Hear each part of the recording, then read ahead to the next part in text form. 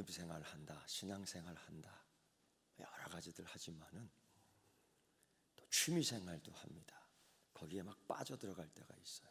왜 그러는지 아십니까? 갈망하는 게 있어요.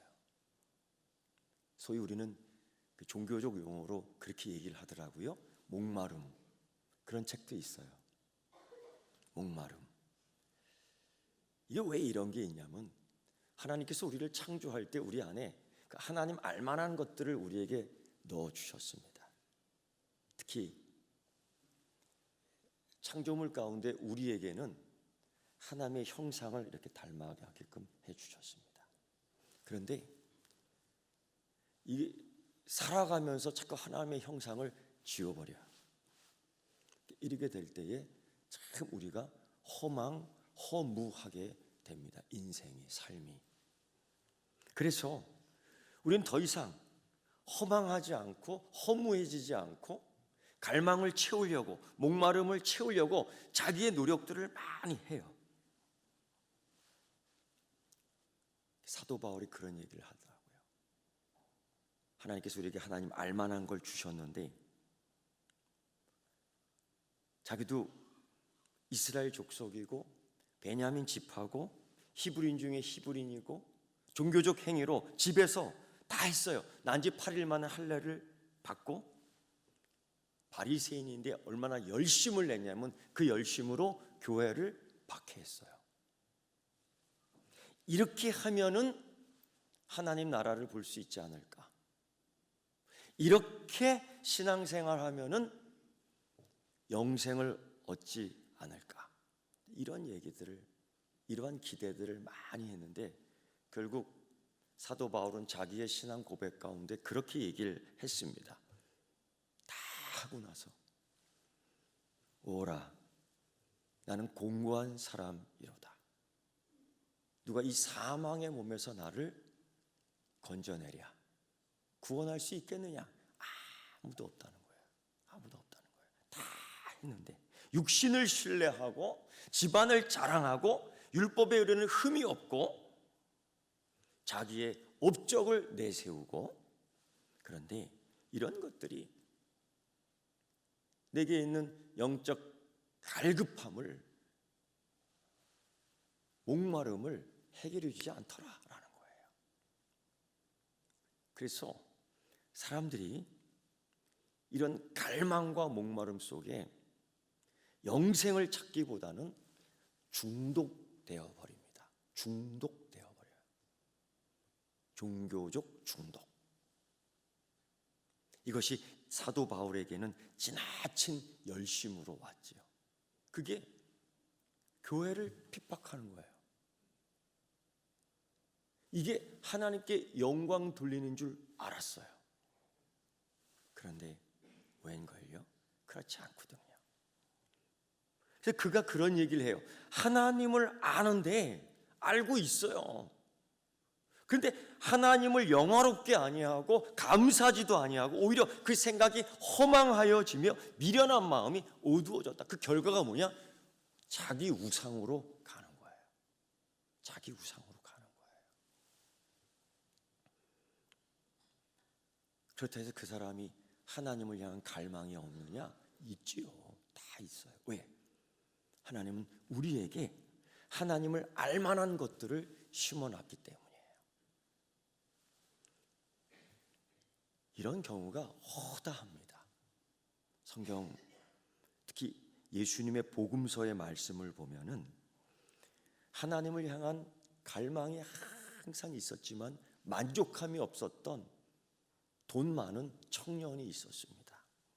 그 사람은 아버지의 모든 유익함을 물려받았어요. 돈 물려받았습니다. 가문의 영광 물려받았습니다. 종교적 열심 물려받았습니다. 그래서 그가 그 유대적 신앙에 익숙하게 되고 그 유대적 종교 행사를 하는 데 있어서 아무 걸림길이 없었어요.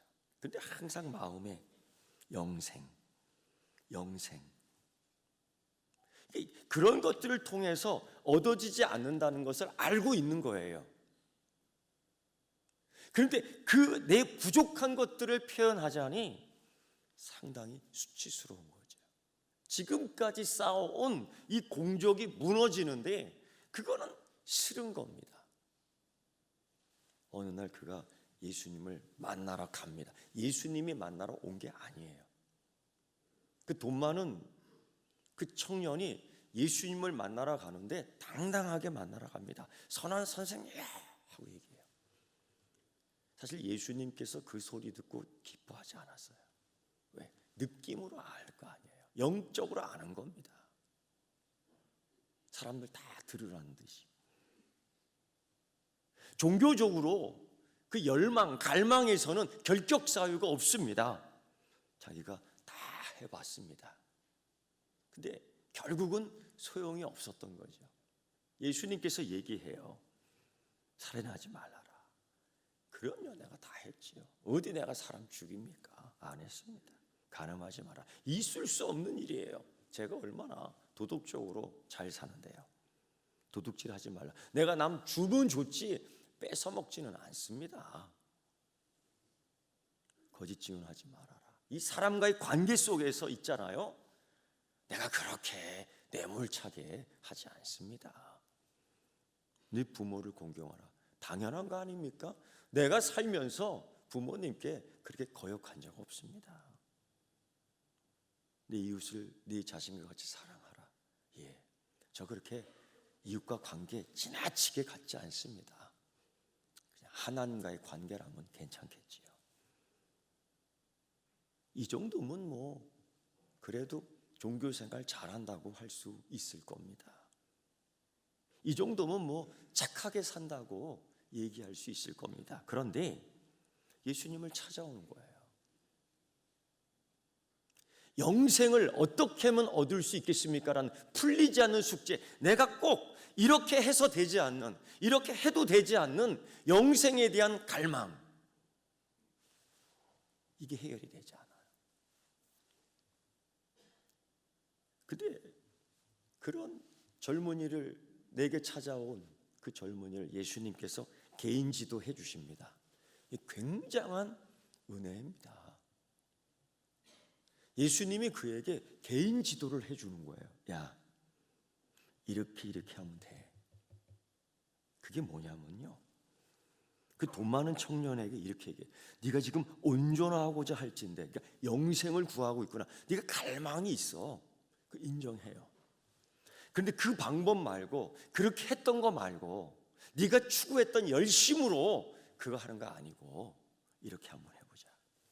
네 소유를 팔아 가난한 자들에게 주라. 그리하면 하늘에서 보화가 내게 있으리라. 그리고 와서 나를 따르라. 예수님의 특별한 가르침, 예수님의 특별한 은혜, 예수님의 특별한 초청이에요. 초청. 나를 따르라. 그 방법까지도 차근차근히 가르쳐줬어요. 헛된 방법이었어. 헛된 추구였어. 헛된 갈망이었어. 헛된 목마름이었어. 그거로 해결되지 않는다는 것을 알고 있습니다. 그리고 예수님이 개인 지도를 통해서 네가 온전하고도 할지인데 정확하게 알고 있는 거예요. 예수님이 너의 문제를 핵심적으로 알고 있는 거예요. 이런 거죠. 그 사마리아 땅에 그 우물을 기르는 그 여인 하나가 있습니다. 막대 먹은 여자입니다. 솔직히. 그 뭐 이런 소리, 예배에 대해서 얼마나 잘 얘기해. 야곱의 우물에 대해서 뭐 얘기하고요. 별걸 다 얘기해. 예수님에게 물 한 모금 대접하는 것도 그저 거들거들거려요. 예수님이 핵심적인 거를 딱 얘기하더라고. 그게 뭐냐면요, 그 여인에게 있어서 굉장한 컴플렉스예요. 예수님이 우리의 컴플렉스를 건들 때가 있어요. 누가 예수님을 찔렀어요? 굉장히 컴플렉스입니다. 부담이 있는 거예요. 근데 예수님이 그 여인에게 뭐라고 얘기하냐면 네 남편 데리고 와라. 묘하지 않아요? 예수님이 뭔데요? 외딴 여자한테 네 남편 데리고 와라. 소스라치게 놀릴 수밖에 없는, 가장 약한 점을 딱 치니까 하나님께서 야곱을 변화시켜 줍니다. 야곱을 이스라엘로 만들어주기 위해서, 열국의 아버지로, 12아들로 만족하지 않고 이스라엘 지파의 온 백성의 믿음의 조상으로 만들기 위해서 하나님이 그의 뼈를 팍 칩니다. 약하게 돼요. 그제서야 하나님 붙드는 거죠. 하나님이 쓰는 방법, 이런 것들이 참 많아요. 약하게 됐을 때 하나님 붙들어야 돼요. 약해질 때 하나님 붙들어야 돼요. 그 하나님 은혜입니다. 이거 하나님 사인이에요. 사인이에요. 오늘 이 청년에게도 마찬가지예요. 다 했다라고 얘기해. 그러면서 떳떳하게 부족한 게 있습니까? 부족한 거 있어. 이거야. 네가 온전함을 원하는데 영생을 진짜 구하는구나. 그러기 위해서는 이 방법이 아니라 이 방법 내가 가르쳐줄게. 내 소유를 팔아 가난한 자들에게 주라. 그러면 하늘에서 네 보화가 크리라. 그리고 나를 따르라. 그리고 와서 나를 따라. 예수님의 강한 초청이었습니다. 예수님의 강한 은혜였습니다. 예수님의 강한 축복이었습니다. 그런데 거절해. 왜? 이미 다른 거에 대한 중독이 너무 돼 있는 거예요. 영생을 구하기를 원하지만은 그 방법을 원하지 않아요. 우리가 이런 경우가 참 많아요. 다 은혜 받기를 원해요. 다 축복 받기를 원해요. 그런데 내가 원하는 갈망, 내가 정한 그 갈망의 방법대로 하기를 원하는 거예요. 예수님이 개인 지도를 통해서 딱 맞춤 영성 훈련을 합니다. 예수님이 다 빼앗으려고 하지 않은 거예요. 이런 똑같은 경우를 그 유대인 세리장인 삭개오에게도 적용합니다. 밤새 삭개오를 지도해요. 가르쳐요. 그 아침에 삭개오의 고백을 보세요. 거침없습니다. 내가 만약 누구의 것을 빼앗거든 빼앗지 않는 게 어디 있어요? 다 사기친 사람인데 솔직히 그걸 2배로 갚고 4배로 갚겠다는 거예요. 알거지 되는 겁니다. 근데 그렇게 하겠대. 예수님의 초청에 하겠대. 내 인생에 손해가 오는데 영생이 더 귀해. 내 인생에 손해가 오는데 믿음이 더 귀해. 내 인생에 손해가 오는데 구원이 더 귀해. 진짜입니까? 진짜입니까? 삭개오는 그랬어요. 근데 이 젊은이는 그걸 못해요. 못합니다. 근데 성경에 보면은요, 하는 사람도 있고 못하는 사람도 있어요. 이거예요. 우리 가운데서 마찬가지 않겠어요? 은혜 받는 사람이 있고요, 은혜 못 받는 사람이 있어요. 그럼 하나님이 그 사람에게 은혜 안 줬느냐? 아니에요. 은혜 안 받은 겁니다. 은혜 못 받은 게 아니라 은혜를 안 받은 겁니다. 오늘 이 젊은 돈 많은 청년은 예수님의 초청을 거절해. 그리고 성경의 증거를 보면은 그 사람이 돈이 많아, 재물이 많아, 근심하여 간다라고 얘기합니다. 근심하여 간다라고 얘기해요. 근데 가면 가는 거지 뭐. 근데 예수님의 그 반응이 무섭습니다. 그 가는 청년을 보고 제자들에게 그렇게 얘기를 해요. 정말 13번째의 제자가 될 수 있었어. 13번째의 사도가 될 수 있었어요. 근데 그렇게 못 돼요.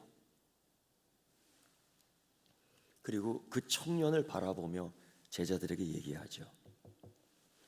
부자가 하나님 나라에 들어가는 것이 어렵다라고 얘기합니다. 충격적인 얘기예요. 그리고 상당히 종교적 능력이 있는 청년이었지만은, 상당히 종교적 경험이 있는 청년이었지만은 그 이후로 한 번도 예수님과 다시 만나는 일이 없었어요. 한 번도 다시 만나는 일이 없었어요. 다시 만나야 되는데. 사마리아 여인도 다시 만나잖아요. 자기 남편은 못 데려와도 동네 사람 다 데리고 옵니다. 예수님을 다시 만나는 거거든요. 이 청년은 결과에 대하여 그 예수님과 만나는 이야기가 한 번도 없어요. 그리고 이렇게 얘기해요. 마가복음 10장 23절에 재물이 많음으로 하나님 나라에 들어가기가 심히 어렵도다. 이건 뭔가 암시와 결론이 나오는 겁니다. 이런 경우가 허다한 거예요. 갈망은 하지만 해결이 안 돼요. 오늘 우리가 읽은 말씀 가운데도 바리새인이요 니고데모요 굉장히 지도자입니다. 공회원이에요. 상당히 종교적 훈련에 익숙한 사람입니다. 대단한 사람입니다. 당시 약 6천 명의 바리새인 가운데 70명 최고위 당원에 있는 사람입니다. 산헤드린 공의원. 그거 무시할 수 없습니다. 그거 무시 못해요.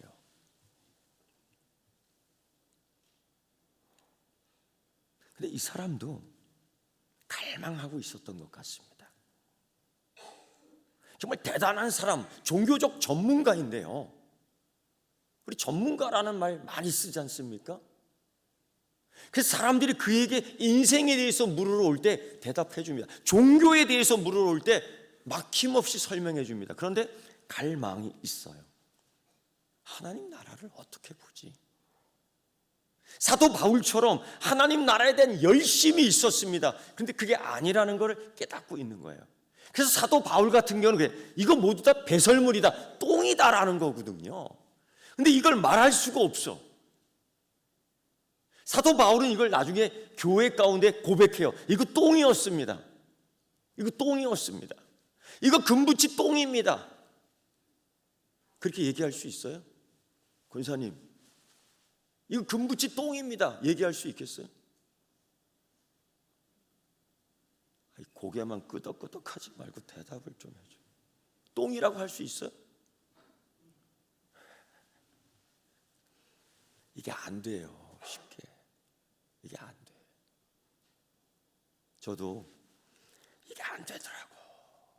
제가 뭐 아끼는 거 그런 거 있어요. 근데 지난번에 어떤 선교제 스텝진들이 왔는데 그 사람이 그 물건의 진가를 알더라고. 에? 알아 그거를. 목사님 어떻게 이런 걸 갖고 있습니까? 그럼 내가 딱 줘야 되는데 못 줬어. 아니 안 줬어. 왜? 내가 아끼는 거야. 약속했어요. 내가 다른 거로 사줄게. 다른 거로 사줄게. 이게 안 되더라고요. 아마 이 바리새인도 그랬을 것 같아요. 그런 기분인 것 같아요. 남들한테요 완벽함을 보여주고 있습니다. 특히 바리새인들은 그렇습니다. 종교적 훈련이 다 돼 있어. 너희들은 약하면 안 돼. 너희들은 강함을 보여줘야 돼. 너희들 영성을 보여줘야 돼. 기도할 때 긴 옷을 입고 기도하고요. 11조를 내는데 쩡그렁하게 내야 되고요. 금식할 때는 그럴듯하게 초췌하게 보여야 되고요. 이런 종교적 기술을 개발해냈습니다. 이런 종교적 기술들이 참 많이 있습니다. 그걸 하는 거야. 그런 니고데모가 갈망이 있었죠. 하나님 나라를 볼 수 있을까?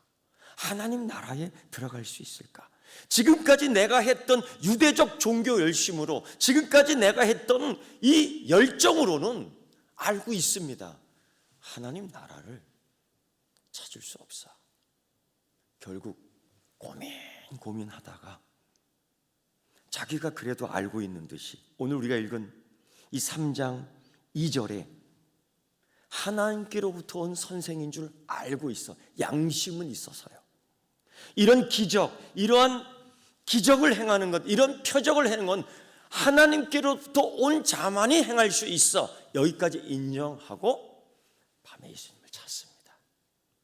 이 유대 종교 지도자가 밤에 찾을 수밖에 없었던 이유 다 알고 있는 거예요.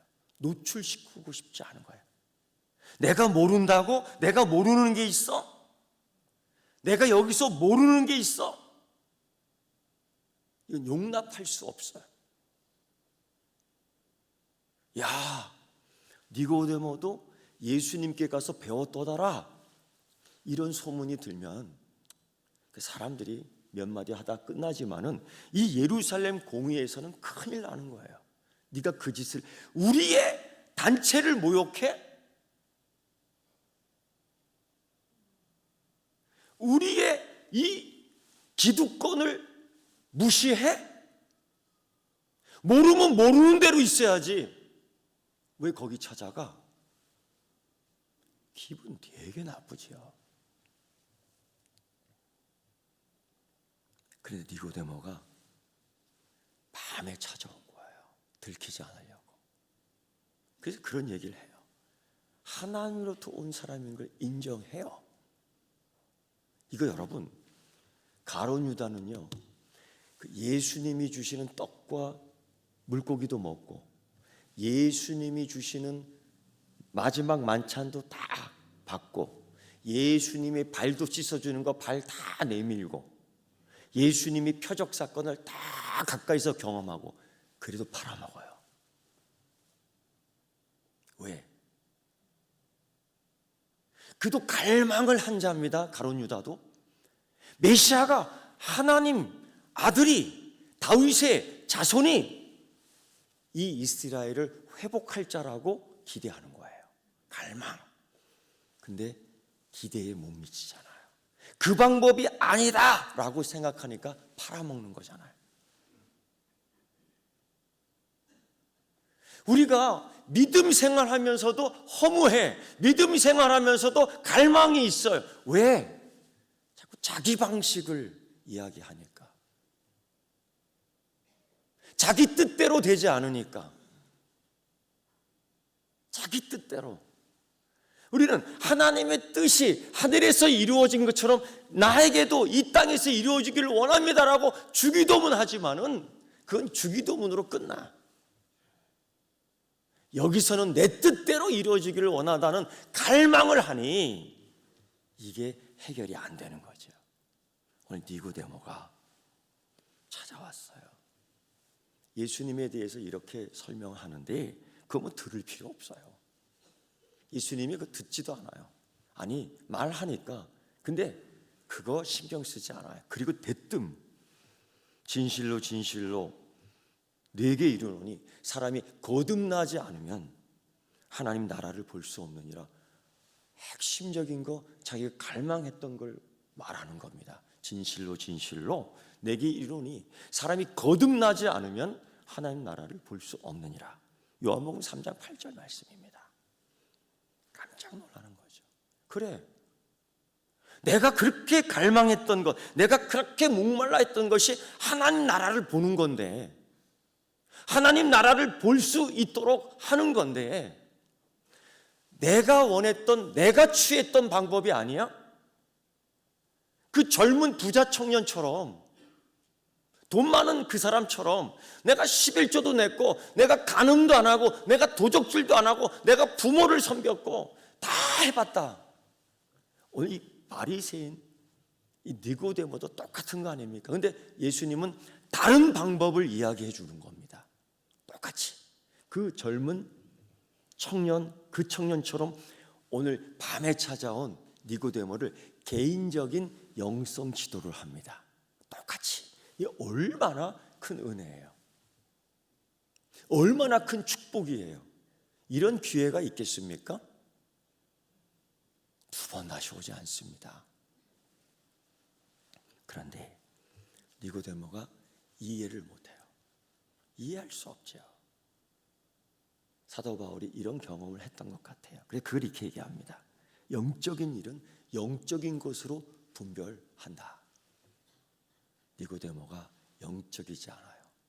기껏 얘기하는 게 자기가 질문하고 답변을 합니다. 1차원적으로. 아니, 이렇게 늙었는데 다시 태어나요? 어떻게 그게 가능해? 완전 1차원적이에요. 다시 어머니 뱃속에 들어갑니까? 자궁으로 들어갔다 이것도 가능해요. 이거를요 정말 이해를 못해서 하는 얘기예요. 거듭나야 된다는 게 뭡니까? 거듭남이라는 게 뭡니까? 내 방식대로 했는데, 내 방식대로 이제까지 하나님 나라를 추구했고, 내 방식대로 하나님 나라에 대한 갈급함이 있었는데 해결이 안 됐거든요. 근데 거듭남? 내가 다른 것 다 했는데 또 다르게 해야 됩니까? 그때 예수님이 거듭남, 그것을 이 젊은 그 부자 친구에게는 내 소유를 팔아 가난한 사람들에게 주고, 이 거듭남의 실천이거든요. 모르는 거예요, 이 니고데모가. 사도 바울은 또 이렇게 얘기하죠. 오직 하나님의 성령이 이것을 우리에게 보이셨으니 성령은 모든 것 곧 하나님의 깊은 것까지도 통찰하시느니라. 기가 막힌 얘기를 해요. 이게 뭐냐? 그런 식으로는 너 모른다는 거예요. 거듭나야 된다. 예수님이 그래서 육으로 난 것은 육이고 성령으로 난 것은 영이다, 딱 얘기해요. 근데 영적인 걸 얘기하는데 니고데모가 깨닫지 못합니다. 그리고 가버려요. 참 안타까운 것은 그 이후에 이 요한복음의 기록을 보면, 다른 복음서의 기록도 보면은 니고데모가 없어져 버려요. 찾지 못해요. 니고데모가 숨어버려요. 이 젊은 그 부자 친구처럼 다시는 예수님과 공생애 때 만나지 않습니다. 만나는 시간이 없어요. 어떻게 됐을까? 어떻게 됐을까? 그리고 예수님은 십자가에서 돌아가십니다. 그 개인 지도했는데 그 놀라운 거듭남의 비밀을 예수님께 직접 들었는데, 이 사마리아 여자는 이해했는데 니고데모는 아예 이해를 못했어요. 아유, 안타깝습니다. 그리고 예수님은 십자가에 돌아가셨습니다.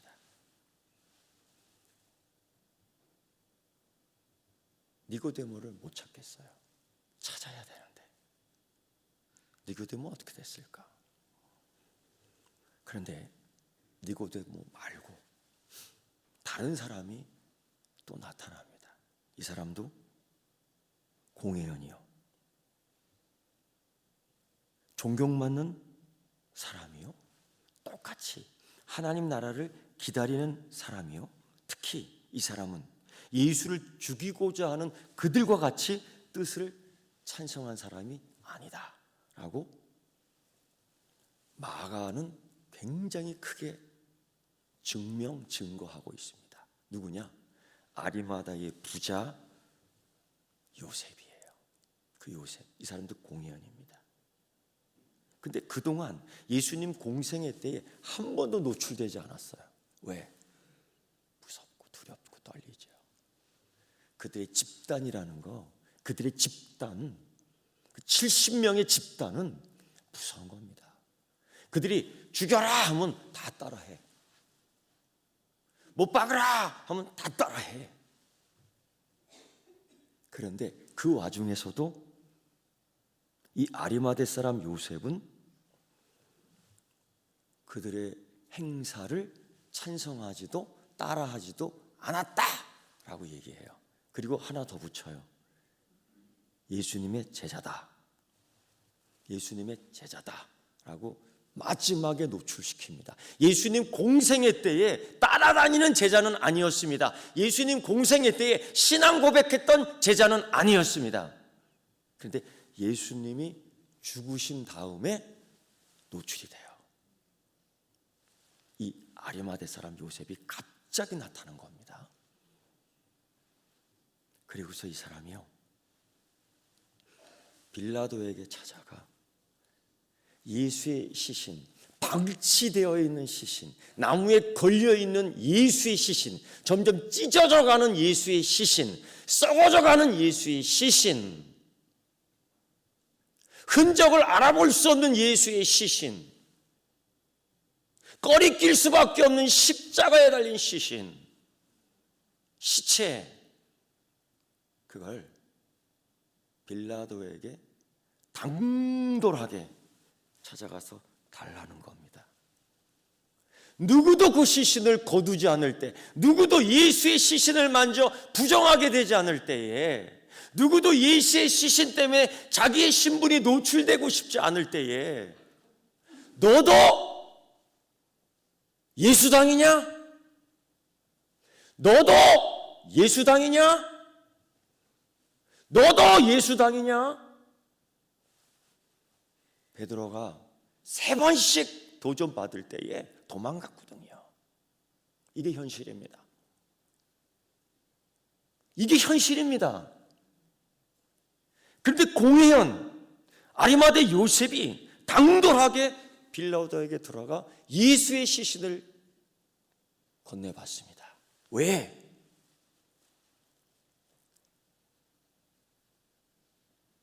염해야지요. 장례 치러야지요. 이때 처음으로 자기의 신분이 노출돼요. 이거 큰일 난 겁니다. 전승에 의하면은 이 아리마대 요셉이 자기의 무덤을 제공했다고 그럽니다. 인생의 마지막을 멋있게 장식하고 싶었는데 자기의 것을 내어놨어요. 마지막을 멋있게 조상의 묘로 만들려고 그랬는데 예수님의 묘로 만들어버렸어요. 이 헌신이죠. 그런데 더 중요한 거는 노출이 됐습니다. 각오한 거예요. 앞으로 이 사람은 분명히 예수님 때문에 불이익을 당합니다. 이거 뻔한 거예요. 예수님 때문에 손해볼 수 있습니다. 예수님 때문에 자기의 것을 소비했습니다. 허비한 게 아니라. 여러분 그렇게 할 수 있습니까? 그렇게 할 수 있는 준비를 할 수 있습니까? 그러한 결심할 수 있습니까? 니고데모는 어디 갔습니까?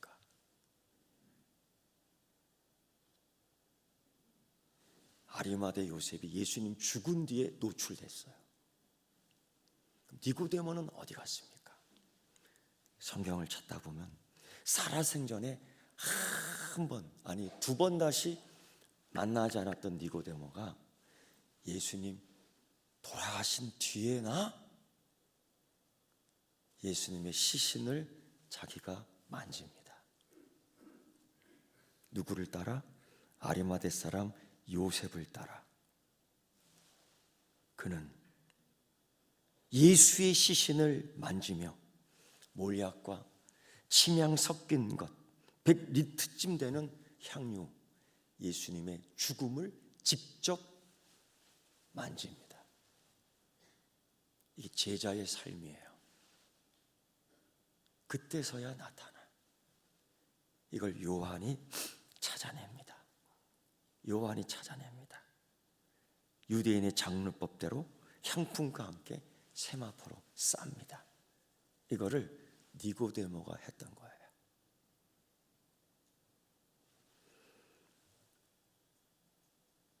요한이 얼마나 니고데모를 찾았는지 아십니까? 예수님이 초청했거든요. 거듭나야 된다.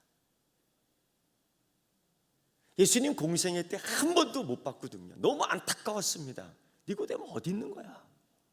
근데 이때서야 결심했죠. 예수 믿고 하나님 나라, 거듭나고 하나님 나라를 보는 것이 내 신분보다 더 좋은 거야. 사도 바울이 일찍이 다메섹 길 위에서 부활하신 예수 그리스도를 만난 뒤에 고백하잖아요. 나는 죄인 중에 우두머리며 내가 추구했던 것들, 내가 갖고 있었던 자랑들, 이거 다 똥이다. 그럴 수 있었던 것은 뭐야? 내가 그리스도 안에 있고, 내가 그럴 수 있었던 것, 내가 그리스도의 은혜가 있기 때문이야 라고 그는 고백했던 거예요. 이 고백을 아리마대 사람 요셉도 니고데모도 예수 공생애 때 하지 않고 예수 죽음 이후에 그걸 했던 거예요. 왜? 살아있을 때 하지. 왜? 죽었을 때 하는 거예요. 왜?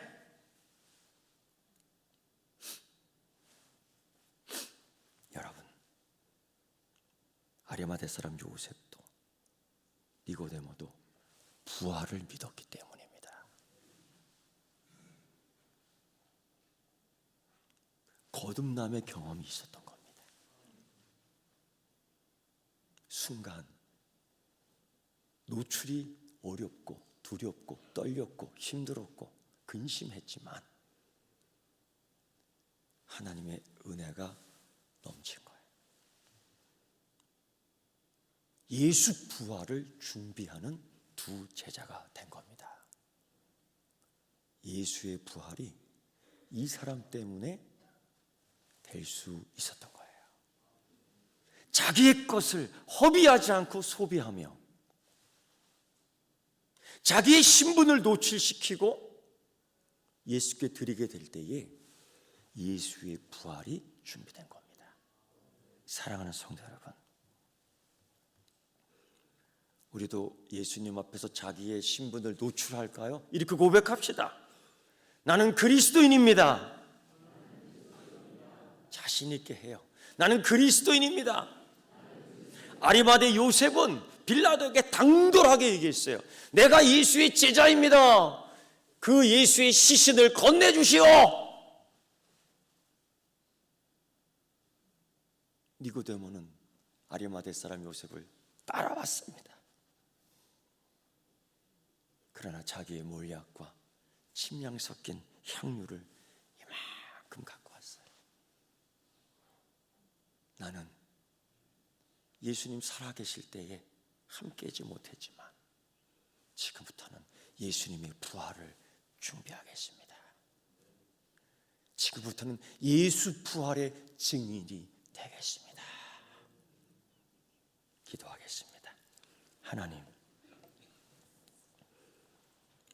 손해보기 싫어하는 이 세대, 자기의 약점을 이야기하기 힘들어하는 이 세대, 고로 내가 영적이지 못한다는 것을 밝히기 두려운 이 세대, 이때에 하나님, 나의 부족함을 하나님께 아뢰고 주님의 초청에 응하게 하여 주시옵소서. 그 믿음의 용기를 더하게 하옵소서. 주님의 부활을 준비한 사람들이 있었습니다. 주님의 죽음을 준비한 향유 옥합을 부은 여인이 있는가 하면 주님의 부활을 준비한 무덤을 준비하며 염을 준비하며 세마파를 준비한 사람도 있었습니다. 하나님, 이때 내가 해야 할 경건 훈련의 실제는 무엇입니까? 부활하신 예수 그리스도를 만나는 준비하게 하시고, 남들은 허비한다 하지만 내가 우리 주님 예수 그리스도를 위하여 소비할 수 있는 능력과 용기를 주시옵소서. 예수님의 이름으로 기도드리옵나이다.